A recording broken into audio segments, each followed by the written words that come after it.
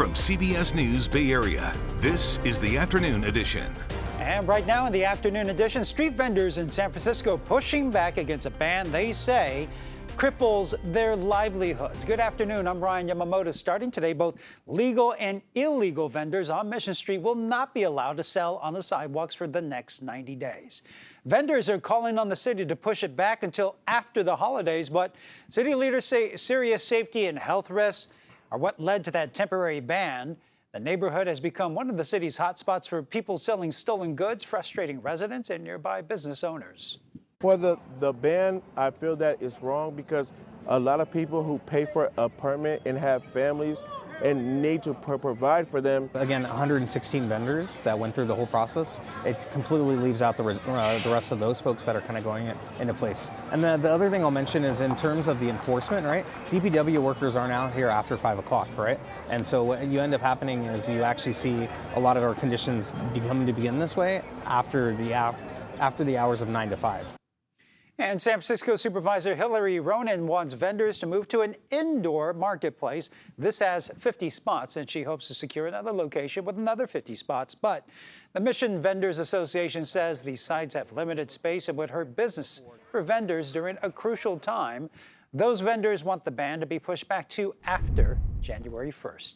Turning to our first alert weather right now. Here's a live look outside toward Oakland. Chilly start to the work week. Meteorologist Jessica Burt's tracking the cold temperatures.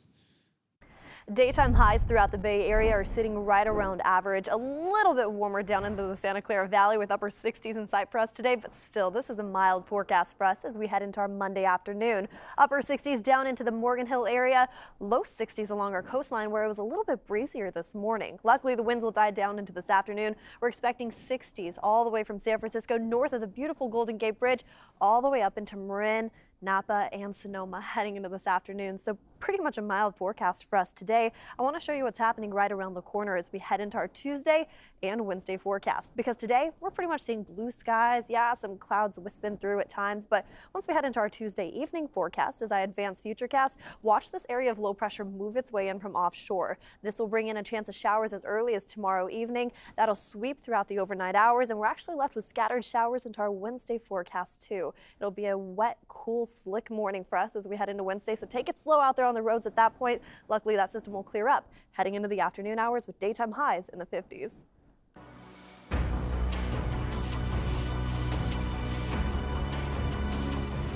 Now to the latest out of the Middle East. Israel-Hamas agreed to extend their ceasefire for 2 more days.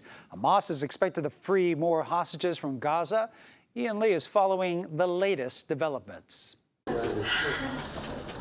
More emotional homecomings like this are expected today, with Hamas set to release additional hostages from Gaza. Welcome. Qatari officials say the ceasefire will be extended by 2 more days, something U.S. officials had pushed for. We're going to keep working at this hour by hour, and we certainly have every hope that Hamas will be able to come up with more hostages in coming days to allow that pause to continue and allow more people to get out. Over the weekend, militants freed dozens of Israelis and other nationals. 9-year-old Emily Hand reunited with her father after 50 days in captivity. Hamas also released 4-year-old American Abigail Moridan, whose parents were killed in the October 7th attacks. I don't know if she knows that she had no more father and mother. Israel says for every 10 hostages freed, it'll extend the pause in fighting by a day. In the West Bank Sunday, Khalil Zamareh received a hero's homecoming after being freed from an Israeli jail. More than 100 Palestinian prisoners have been released as part of the agreement between Israel and Hamas. While in devastated Gaza, more trucks delivered critically needed aid. What we need is a long-term ceasefire so that we can serve people across Gaza in the north and in the south. The UN warns if more aid isn't delivered, the territory faces famine. Well, billionaire tech mogul Elon Musk visiting Israel today. Prime Minister Benjamin Netanyahu gave him a tour. That trip comes as Musk has recently come under criticism for anti-Semitic posts on a social media platform. And the Vermont man accused of shooting 3 men of Palestinian descent made his first court appearance today. 48-year-old Jason Eaton has pleaded not guilty to 3 counts of attempted murder in the second degree.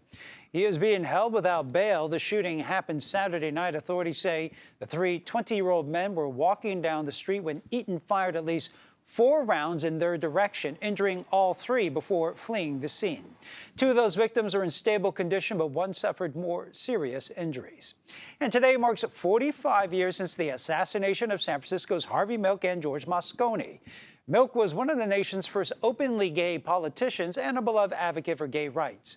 Former Board of Supervisors member Dan White went into the city's government offices on 1978 on this day with a .38 revolver, opened fire on then Mayor Moscone before turning the gun on Milk.